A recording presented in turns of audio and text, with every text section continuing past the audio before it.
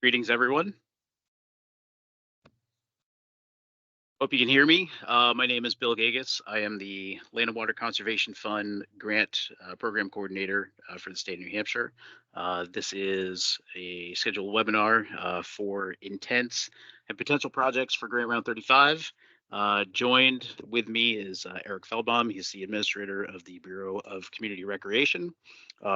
Also alternate state liaison for the LWCF program for the state of New Hampshire. And Janet Horvath is also on this line. Janet is the new compliance coordinator for the program here at the state of New Hampshire. So this presentation is just a general overview of the program, what to expect, what the requirements are, and some of the post-completion requirements as well, and what potential applicants and program managers, project managers should expect and plan for. It is being recorded, so we can share this afterwards. It'll be available. During the session, you can throw questions into the chat, and Eric will attend to them. But otherwise, once we get through the presentation, we're just going to open it up for conversation and questions, because some questions that you have might be the very same questions that other potential sponsors may have, or that may spur other thoughts for projects. So with that, we're going to get started. And again, if you got questions, throw them in the chat. And Eric can either respond to them, or he can step in to the presentation at any time. So we'll get started here.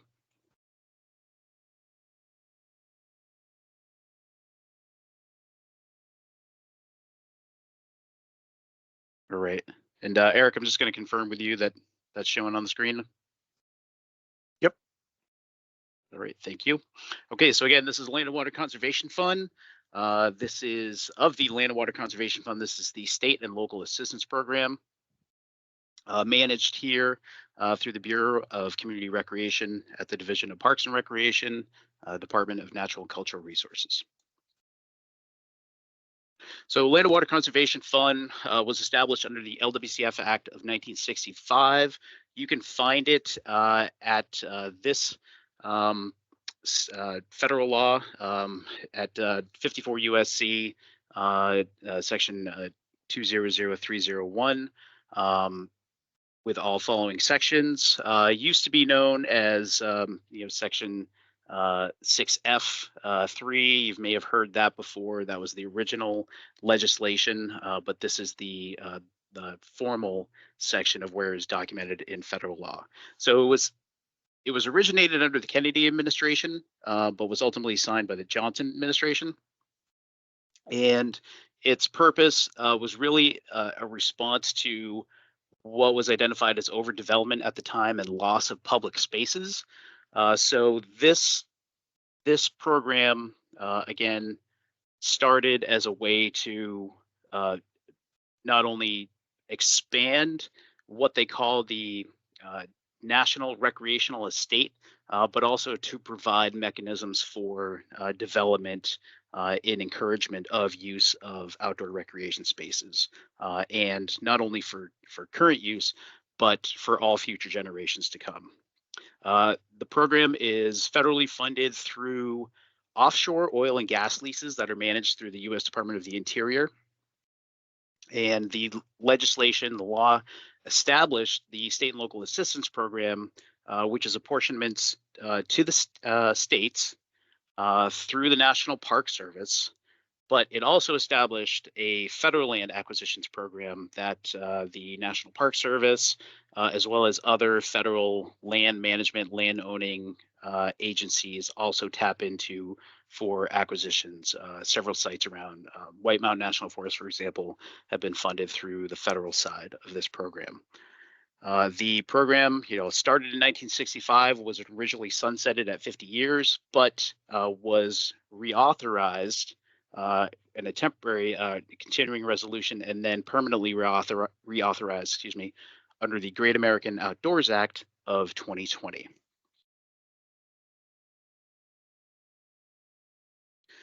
So for the state to participate in this program, essentially has to complete three requirements for eligibility. Um, One is the establishment and maintenance of a statewide comprehensive outdoor recreation plan, or SCORP. Just recently, within the last literally week, 2 weeks, the 2024 to 2028 SCORP was just authorized by the National Park Service. There must be a designated state liaison officer, and states have the option to also designate alternate state liaisons, but that designation under the program rules is done by the governor, but also can be done by legislation. In New Hampshire's case, it's a governor designation. And for New Hampshire, the state liaison officer is Commissioner Stewart of the Department of Natural Cultural Resources. But later in the presentation, I'll explain a little bit more about the positions and roles for the program. There must also be an open project selection process, and this is for the process to receive, review, score, and for the state to make selections for the program, and for specific projects to recommend for approval to the National Park Service. So review at the state level does not constitute approvals. It's just one step in the overall selection and approval process, which I'll get into later. And ultimately, the state's function on behalf of the National Park Service is to manage project selections and open grants, as well as monitor project sites for stewardship and compliance thereafter. So this is a federal, state, local partnership program. So use of funds as they pass through from the federal through the state to municipal project sponsors can be for the acquisition and or development of state and local public outdoor recreation lands. And outdoor recreation lands is highlighted because this program is specifically for and primarily intended for outdoor recreation purposes. It's for public access. It's very effective as a land conservation mechanism. And it's right in the name, Land and Water Conservation Fund. But in the program law and program rules, it is for the intent of public access. So it's very important to remember as we go through this. So for eligible acquisitions, project sponsors can acquire properties in fee simple title, or you can actually acquire permanent easements, which would effectively have the same purpose and function as fee simple title, just depending on which classification goes to in your case. For acquisitions, be aware that Yellow Book appraisals and review appraisals are required. Those cannot be grant funded, but that is a requirement. Yellow Book appraisal, that's a federal standards appraisal that certain appraisers must be qualified for. For development projects, for different types of recreational and public access facilities, those specific categories can fall under, camping, athletic facilities, aquatic facilities, which could be pools, beaches, splash pads, various types of trails of all different uses, support facilities, so bathrooms, park welcome centers, maintenance garages, specifically for that property, other land management type purposes. There are some limitations on allowable sheltered facilities, which carry a requirement for certain types of climate conditions. So for example, if you're in a cold climate, and New Hampshire actually does qualify for these, where certain outdoor pools or ice rinks can be sheltered, not totally enclosed necessarily, but sheltered. Other infrastructure projects, hunting facilities, actually including there's also fishing facilities that can be funded under this. development around natural areas, passive parks, and there are some other categories as well. It's very important to remember that for eligibility, it must be a local unit of government as the sponsor, and that local unit of government must have ownership or adequate legal control either prior to for a development project or as through an acquisition or what we call combination projects that combine the two. All grants are approved by National Park Service through Department of Natural and Cultural Resources. So again, DNCR is the liaison for the program, does the selection process, but ultimately those get handed off to National Park Service for final review and approval. And then all grants that are for subgrantees and local units of government, those must be approved by governor and council as subawards. So highlighting on the pass-through eligibility of these funds. Excuse me. So use of funds equates to a perpetual encumbrance on all properties funded through this program. So this is a specific subsection of the positive law. You see at section 200305 F3. Again, this was previously known as section 6F3 in the original legislation, but more accurately as the current law. So as you read through this, and this is public law, that no property acquired or developed with assistance under this section shall, without the approval of the Secretary of the U.S. Department of Interior, be converted to other than public outdoor recreation use. So again, it's right in the law. It's recreation focused. So anytime there is any type of non-compliant use after a project and a property's been funded, that is unallowable unless the sponsor can meet certain criteria to take either a portion of the property out of protection or the entire property out of protection. And that method is to provide substitute property of equal fair market value and usefulness and location that would then be put into the protection for permanent access by the public. Because again, the whole intent of the program is to expand and protect the national outdoor recreation estate.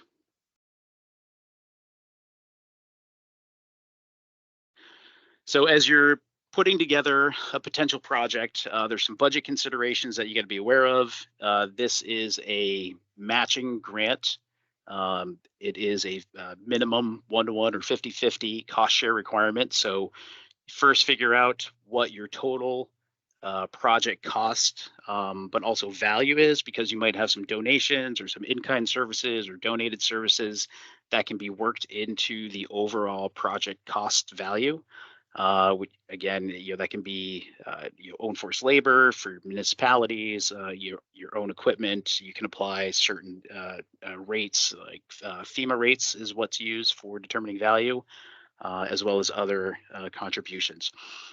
The local cost share cannot use other federal funds unless those federal programs specifically allow them to be used as match. So for example, there's just a few, which includes recreational trails program, community development block grants, and in New England's case, Northern Borders Regional Commission, those areas that are eligible.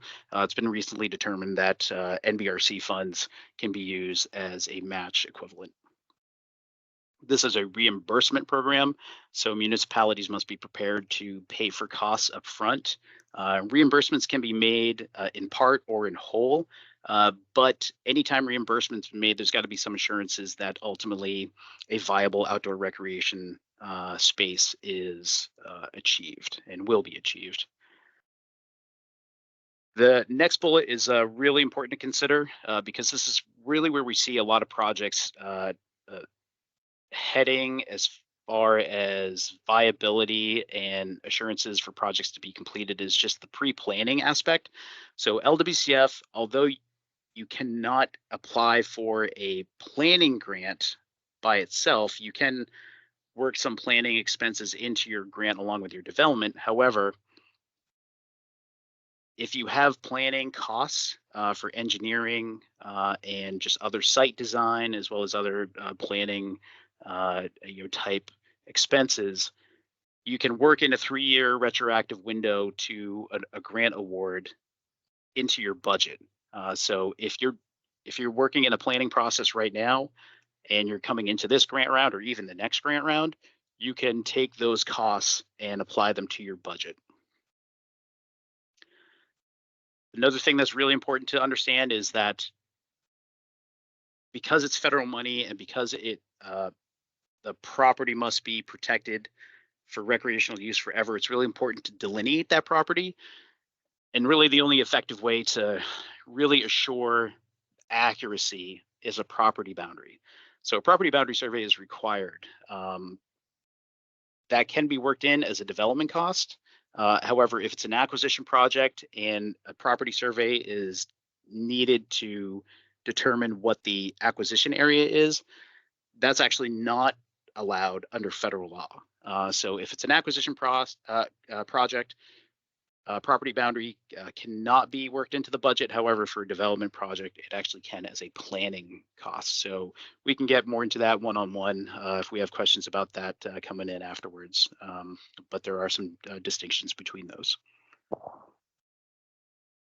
Funds are not eligible for any acquisition planning or appraisals.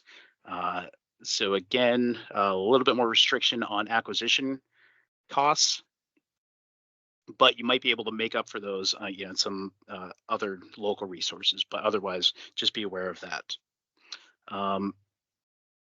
Also, be aware of what your cost estimating methods are. Just how are you reaching your intended grant requests, because that will be reviewed pretty closely, not only by this office, but NPS wants to see detailed budgets with proposals. And it wasn't something that they used to ask for pretty commonly, but under recent activity at the federal level, they are being a little bit more picky about seeing those detailed cost line items. And also know your procurement process at your local level.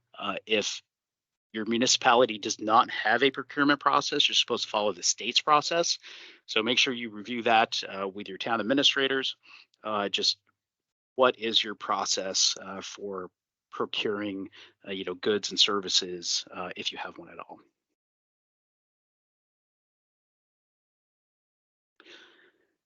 Yeah, this slide and some of these points, this is not an all-inclusive, but like I said before, what we're really seeing these days in successful execution of projects as well as stewardship thereafter is just the upfront planning. It is something that we hope to see some additional resources moving forward where either changes in the federal law to allow for upfront planning grants, or if other local resources can be established or modified to allow municipalities to get planning specific grants before coming for an LWCF grant for either acquisition or development. But increasingly every year, project planning is becoming more and more critical for the success of this program and its projects. So I'm going to just read down this bullet list that things you want to consider. Is, one, is your property already encumbered?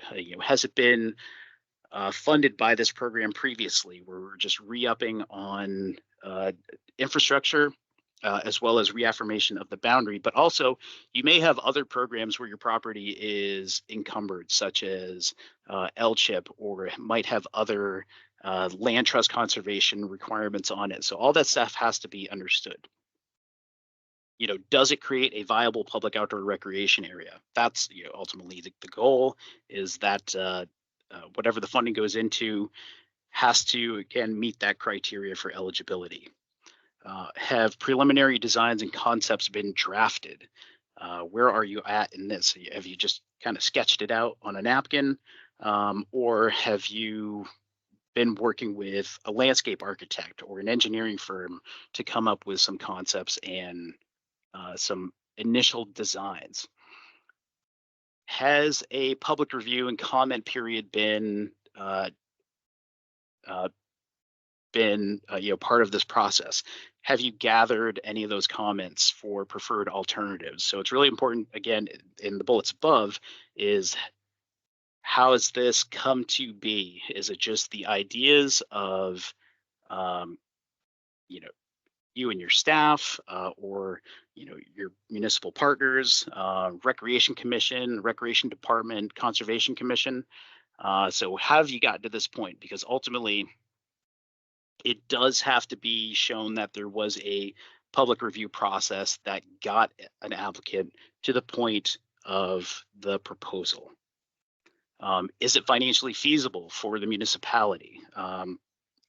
Very important question, obviously. Who has the authority to apply for and accept funds? Uh, there is a process of, once projects are selected, that there are specific forms that go into that. However, you got to know that upfront, just so you know that you're not going through this process in vain, that it might be dropped. You got to understand, again, who within the municipality has authority. That might be an ordinance, or it might require a select board or city council action to authorize that. How is the cost share going to be procured? Is that going to be all municipal cash, other grant sources, donations? Get a good comprehensive picture of your overall budget. You have to understand that this is federal money, so Build America, Buy America law applies. So get a good sense of that. That can be a real difficult requirement to navigate for a lot of project managers. So get a good understanding of that, what it is, and how it applies. Has anyone completed any deed research or confirmed property ownership? Once you start diving into property records, a lot of other third-party rights, which could result in compliance issues, may be found. So it's really important to have an understanding of what rights potentially exist within ownership. And that, again, that also ties into the property boundary affirmation. Again, making sure that there are no issues with the boundary. Do a boundary walk. Make sure that there are no encroachments, or that there are any misunderstandings, or differences in how it's described in deed to how it is portrayed on a survey map. So properties that have survey maps existing that may be able to be built on, or are really good upfront, is a real bonus and advantage to an application. Understand if your site is within a multi-purpose municipal property. It's not uncommon for municipalities to have larger tracts, single parcel properties that might have multiple uses within them. We've seen some that have a park with a landfill in the same property, or a park and the town offices, or a park and the general services gravel pit area. So naturally, that entire area is not all for public recreation. So in that case, it really is important to have a boundary survey done with a delineation of how those areas are separated and not commingled. It doesn't necessarily require a subdivision of lot, legally, but it does necessitate the same meets and bounds that it would take to distinguish between those two. So programmatically it's required, but it doesn't have to be done in a real estate sense. Has your project, assuming that it has kind of reached more of a final determined intent, has it been reviewed for historical impacts by the Division of Historical Resources? Has it been reviewed by the Natural Heritage Bureau for potential sensitive species, plant or animal? When it reaches a federal level, that would actually have to jump into review under the U.S. Fish and Wildlife Service. The As far as the historical review is concerned, the Division of Historical Resources acts as the state's historical preservation office, which is a federal designation. So DHR will review for the state, but also federal level. NHB is state level, but once that's done, as things move on, there is a federal level review requirement as well. You have to understand if any environmental permitting is required, specifically through Department of Environmental Services. So does it require Wetlands Bureau permitting, dredging, any type of bridge permitting, alteration of terrain, shoreline protection? All that stuff has to be considered and really should be understood up front, because this or anything above could really stop a project in its tracks if it's not understood up front. So again, bringing back that really critical nature of having projects well planned, engineered, and designed heading into an application. Do your plans conform to Americans with Disabilities Act, which is the law of the land? So no matter what you do, no matter what funds you fund a project through, ADA must be applied, as it is written. Because these are federal funds, any development project must also include the Architectural Barriers Act, which is pretty much a copy of the ADA, but for federal properties. And coincidentally, it expands on recreation facilities. So ABA and ADA are really important aspects of this. And actually, we encourage projects that are specifically for or highlight accessibility enhancements as applicable to the property and the uses as projects to bring forth. Is this project going to be a single project, one shot, or is it just a phase in a multi-phase overall project extended over years that might come back for additional funding later on? But in each case, even if it's a phased approach, every single phase must really result in a viable recreational use. And then finally, but not completely comprehensively, is do you have any sense of a maintenance or stewardship plan post-funding? Because that is the second part of this grant after funding, is that stewardship requirement. So that must be really understood. But ultimately, projects that are well planned for the development typically translate better to successful stewardship. So we're going to really hammer on project planning now and moving forward. But again, if you have any questions about this, we're here to consult with you. So for Grant Round 35, the approximate schedule at first point is that we are in the intent phase. Forms to the state are due June 7th.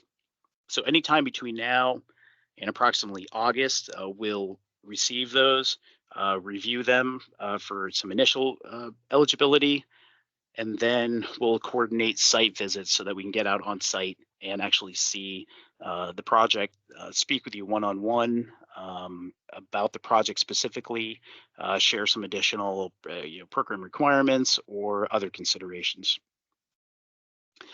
And then those projects that have been determined to be eligible and for sites determined to be eligible, invitations will be sent out for eligibility to apply sometime around September.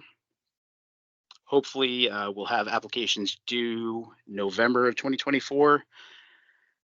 And then once those are received, we'll just run those through just an administrative review process, make sure everything is in there, understood. If we got any specific questions that need to be clarified, and then we set up our state scoring and selection process sometime in January 2025. Excuse me, yes, 2025.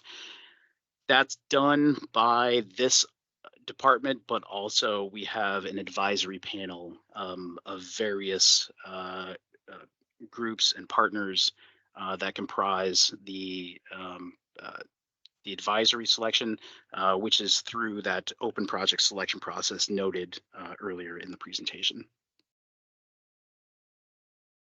Now, once projects have been selected, notice to selected applicants will go out.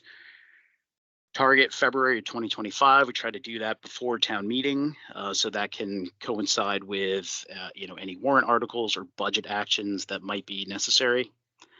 And then beginning after that, around March of 2025, we would work with selected applicants that still want to move forward in assembling the federal application.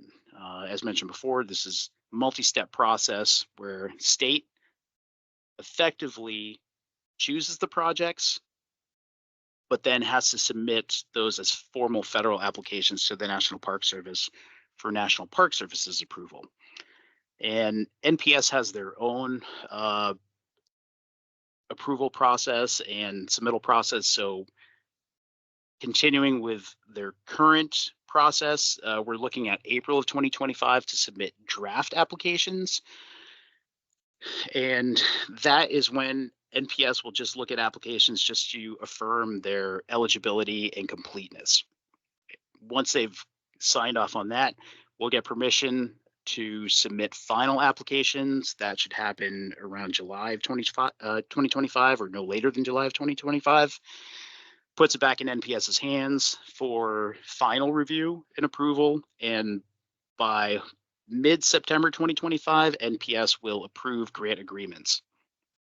Now, those grant agreements are between the National Park Service and DNCR. They're between the feds and the state, because the state is the primary grantee and recipient of these funds. Those grant agreements would be given an October 1st start date, which is good for 3 years through September 30th of 2028. However, as subgrantees, yours require approval through governor and council as subawards. Now, the earliest that can happen is November of 2025. However, depending on where things are at with you as sponsors, that could be delayed until December or even into January, February, or even beyond of 2026. So you got to be very aware of the timing of the award. So you should have seen this by now. This is the intent form. Make sure this must be completed by eligible sponsors. It should not be signed off by partner agencies or partner organizations. This must really be coming from the eligible sponsor. So it's got to be a municipality, county, special district, school district, so on and so forth.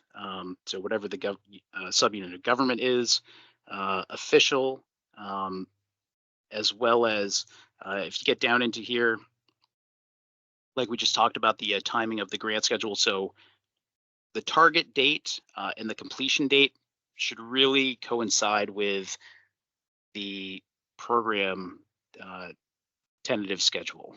If for projects that are really for this upcoming year, really aren't going to fit in this grant cycle. So if you have any questions about that, please let us know. And for this is really just a screening for eligibility. So let us know here at the bottom, whether other federal funds or other funds going to be used, because that might have an impact on eligibility. As you get into the second page for project scope, be very brief, just really hit on what are the elements that the fund will be going towards, and then just give a brief explanation of need, why this is important to the community. However, ultimately, that's really more for the full application. But again, keep this brief. Don't get into too much detail. Again, we're just screening for potential eligibility through this process. So assuming your project is selected and ultimately funded, yes, right now you're looking at funding and trying to get a project completed from start to finish, but that's only half the um, that's only half the program. Once projects are funded and closed, then that begins your perpetual journey on stewardship and compliance. And remember, this is under federal law. This is not a state law, although you are signing to a federal or a state subgrant contract agreement. You must understand these federal requirements that go along with that. So all project sponsors and properties, the protection area must be established. We talked about a survey. This is one example of a municipal, actually multi-use property where this is a school property here, and the rest of it is the public park area, actually under lease agreement between the town and the school district, whereas the town manages this area as a public park, and it's all eligible under this specific arrangement, but this area was identified as the permanent outdoor recreation area, and the school area as a non recreation facility is thereby excluded. So that's a good example of that. Properties got to be maintained well. They must be inviting. They've got to be open and accessible to the public. There can't be any exclusive non-public uses. So any requirements for residency or any type of membership, areas can be reserved through reservation process. If you have certain group use areas, that doesn't preclude you from doing that. But again, just general use cannot be specific, restricted by either residency or membership or other. If there are ever any significant changes in allowable use without prior review and approval, this gets back to that conversion aspect of the program that we were talking about before. So if you have a park and all of a sudden the town decides that it needs a new fire station and the best spot for it is within the park, well, that requires substitute property. And that should be done with prior review through this program before that project even gets started, because there might be limitations to that. So something to be very cognizant of now, but also trying to figure out how to relay that to your successors within your municipality, because they're just, as you know, just high turnover in public office. There can't be any like I said, no non-outdoor recreation uses. This also includes temporary non-conforming uses. So if you have a highway project that is looking to stage equipment in your park, because that seems to be the most convenient spot, under the federal law, that's limited to 6 months. And that 6-month allowance has to go through an approval process. And anything beyond 6 months under federal law actually technically constitutes a conversion of property. So something you got to be very careful about. And again, cannot stress this is enough, that this is forever. Once money goes into a property, this is a forever requirement. So before you apply, that's something that you and all other officials of authority within your municipality must understand. So for further review of these requirements, you can take a look at the LWCF Financial Assistance Manual, currently volume 72, specifically chapter 8, which is all about post-completion and stewardship. However, we encourage everyone to thoroughly review the entire manual. So potential issues that any land manager, park manager, sponsor should be attentive to, both prior to application and then again through stewardship, includes, one is butter encroachment. So you see here in the picture, use your resources that you have. This is one municipality. This forested area is actually an encumbered site, and just by using this this new resource of online GIS maps showing your rough property boundary lines. These are not survey quality, so this is not a final determination, but something like this can give you a really good just overview of what might potentially be a compliance issue. So we use these a lot, both in grant planning, but also in stewardship monitoring. You can see here in both of these cases where some of the abutters looks like potentially are encroaching their uses onto the municipal property. Looks like this one down here, if you can see that at lot number 9, actually looks like they built a garage onto the park property. And talk about some of the resolution to that. Other things you want to be aware of is whether property rights are ever given to a third party or any type of private interest or any non-recreational interest. Again, that's really important, why deed research is important, but also after funding,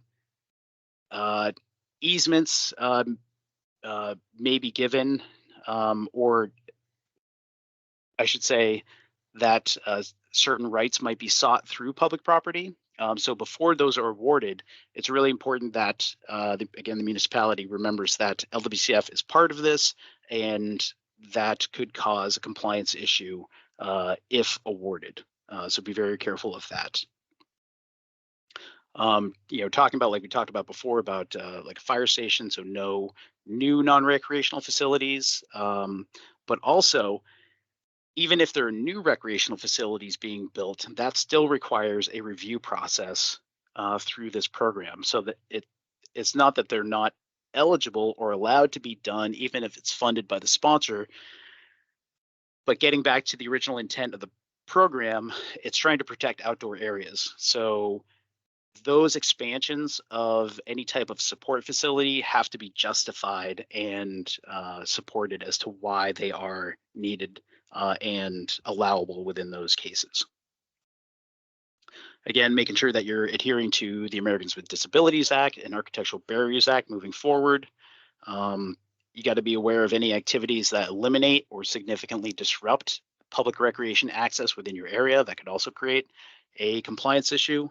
And know that if you ever get into a concession agreement for the entire property or even a portion of the property for a third party to provide operations in lieu of the sponsor providing those services, it is allowable under the program, but that agreement with the third party concessionaire has to meet certain criteria so that it doesn't constitute a compliance issue.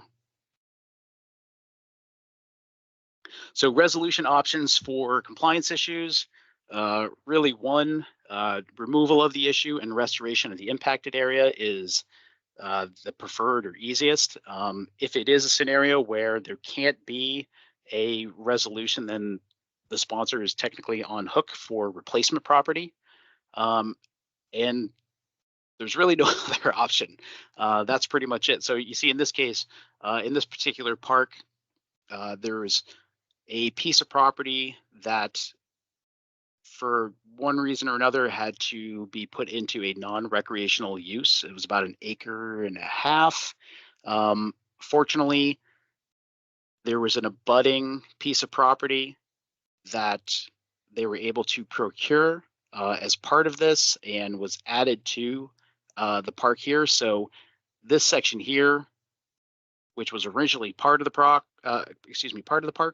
was taken out of the protection area, but this here was added to the protection area. So that was effectively almost a one-for-one exchange, but that is just one example. Sometimes questionable issues can be resolved just through a conversation with the National Park Service, just an understanding just what the issue is. This program was started in 1965, so various types of technologies or just new types of recreation have come up since then, and just things change. So, in trying to keep with the modernization of the program, some of these things can be worked out in conversation, but again, we just need to maintain an open dialogue between sponsors and National Park Service for various issues. So for LWCF program officers, staff, and sponsors, the state liaison officer, who is the state's representative on behalf of the National Park Service here at the state of New Hampshire, is Commissioner Sarah Stewart here at the Department of Natural Cultural Resources. Alternate state liaison officers, which can act in uh, as a representative of Commissioner Stewart as the SLO, include Brian Wilson as the director of the Division of Parks and Recreation, and Eric Feldbaum as the administrator of the Bureau of Community Recreation here. And then technical staff includes myself, Bill Gagas as the grants coordinator, and now Janet Horvath as the compliance coordinator for all things post completion, but also for as NPS does with their draft applications, they're really looking for upfront compliance issues. So it's a lot of cooperative review of projects at every stage of the process. And then, of course, you potentially as project sponsors, again, project sponsors being officials within the municipality and the municipality itself, because contractually, compliance and eligibility is up to the sponsor. So even though you may not technically be a program staff per se, it is still up to you to make sure that these funds are used appropriately and effectively. And with that, thank you. So if you have any questions, you can give us a call. There's a number for the State Parks Division, which is a way to reach any one of us here at the program at whichever phase of the application process or compliance and stewardship process you may be. Program information is available at the State Parks website, or you can reach us at our general program email address at LWCF at dncr.nh.gov. And with that, we're going to open it up for questions. If folks have questions, we can either we can do two ways. One is raise your hand and I can unmute you, or we can make life easy and I can unmute everybody, and then we can just go through that. Maybe we'll give it a couple minutes for people to ask a question. If so, just raise your hand.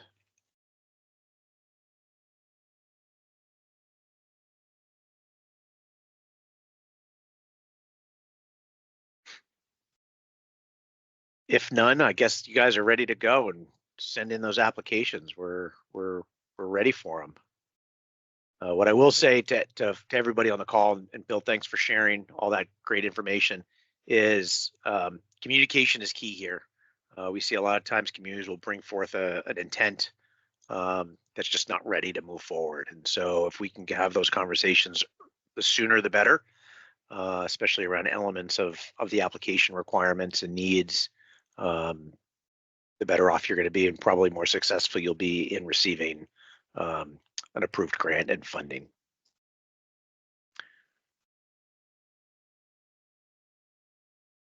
All right, somebody asked a question. Let's see. We'll be sending out the slides to all participants today. We can do that. We're also going to plan to post this to our website as well. So it'll all be linked on our nhstateparks.org website, linked under the Bureau of Community Recreation and LWCF. So we'll do both.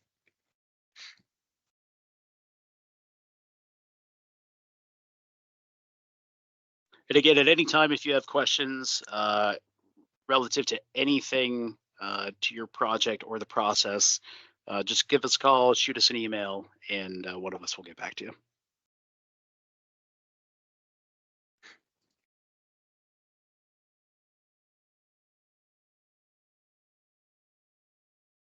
All right, Rosalind, I'm going to give you the ability to unmute yourself if you want to go ahead and ask your question.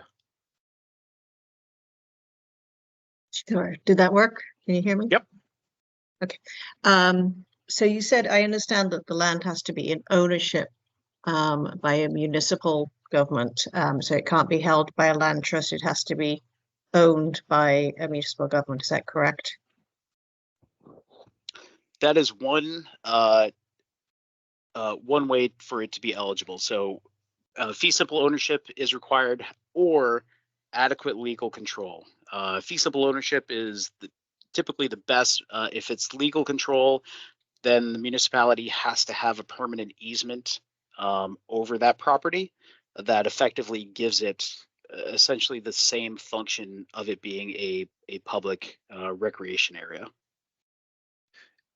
Okay. So if it was in private ownership, it could stay in private ownership, but the local town would have to have some sort of use easement over it to say that this shall always stay as a community recreational facility. Is that the sort of legal document you're talking about? Yes, yes. The tricky piece with any type of ownership other than fee is making sure that there's no rights retained by that owner that contradict or that would trigger potential conversions. So for example, if you had a private owner who gave a perpetual, and this is key, it's got to be perpetual, and it's got to be the ability for the subunit of government to not only maintain, operate, and develop the site for public recreation.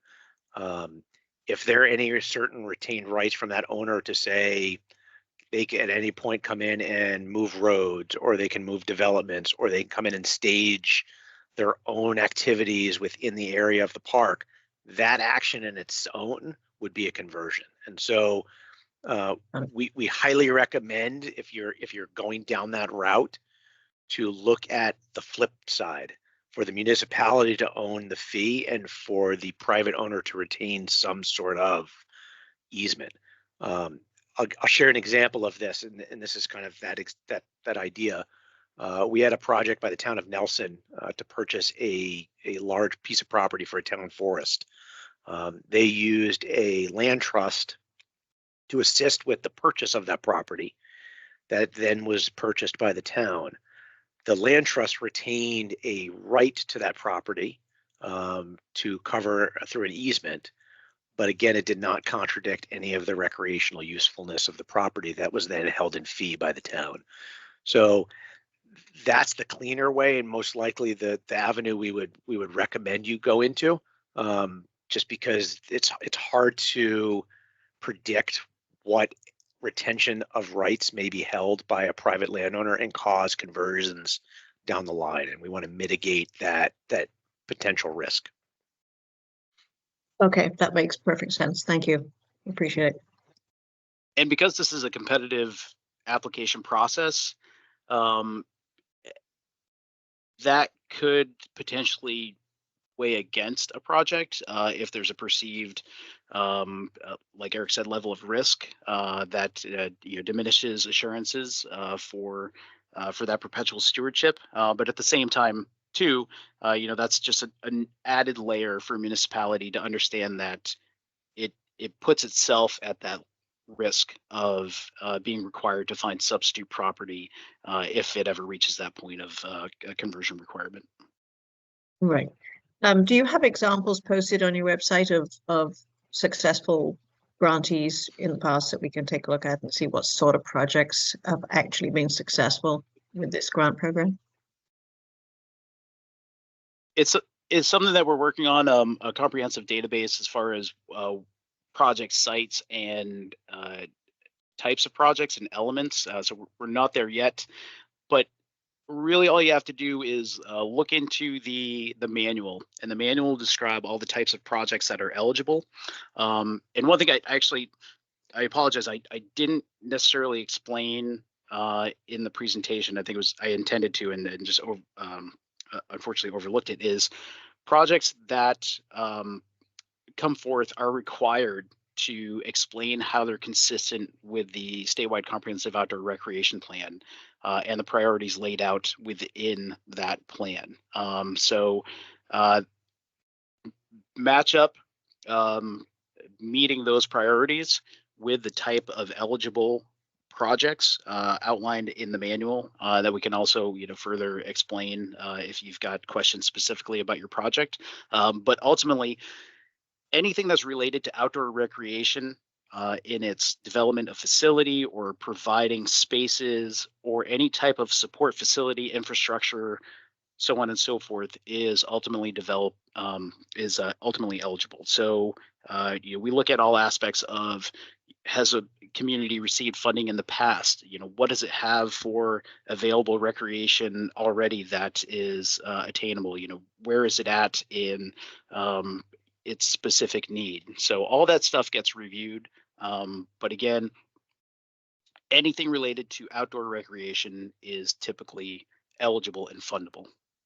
The only thing we do currently have that's posted on our website is open projects. So if you want to kind of get a quick little smattering of what is open and what projects we funded probably in the last, I'd say maybe 7 or so years, there is a list at the bottom of our LWCF page that will pull up all open projects, so you'll get an idea. Great. And where is the manual? Is there, I'm sorry, I missed, was there a link to the manual? Yep, it's also on our webpage as well, and I can throw There's that. a website. Okay. I'll throw that link in the chat so that everybody has it. Great. Just for perspective, there's about a lot of sites have been funded more than once, but there's approximately 500 or more sites across the state that have been funded through this program, which is any type of outdoor recreation facility really that you can think of. That's great. Yeah, I have a few projects which might match up with this, but I'll speak with one of you on a separate line. Thank you. Sounds good. Thank you.